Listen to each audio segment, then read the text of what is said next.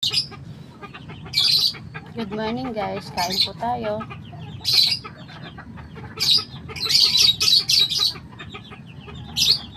Nagawa po ako sa usawan, bagong isda na may kamatis, na may sili po, saka prito. Masarap po kasi pag ulam mo prito, tapos gagawa ka sa usawan po, yung may sili, tapos bagong isda, tapos lagyan mo ng kamatis, tapos kalamansi, masarap po yun. Bagong lang po, ulam na po.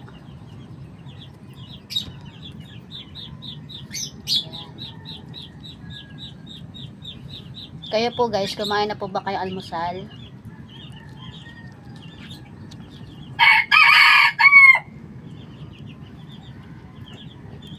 Hindi po kasi ako nagluluto ng ulam na umagahan, kasi po ako lang po dito.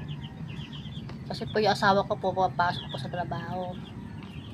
Kaya po ginagawa ko po, bago po mag alas 4 ng hapon, bibili na po ako ng ulam. Lulutuin ko na po kasi pauwi na po yung asawa ko noon alas 4. Ako lang naman po dito sa mag-isa sa umaga hanggang tanghali po.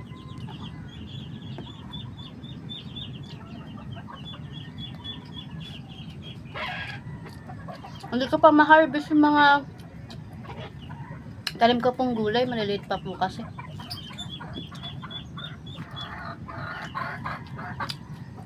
Kasi isang araw nagpunla po ako ng okra at saluyot po doon sa likod namin.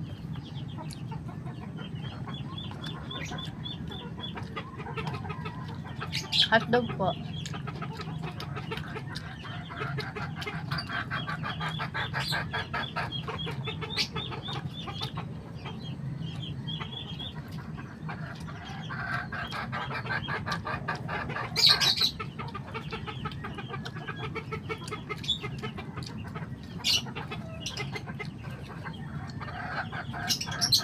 Yung mga alaga ko pong manok, aso, pusa, napakain ko na rin po sila. Tsaka yung ibon.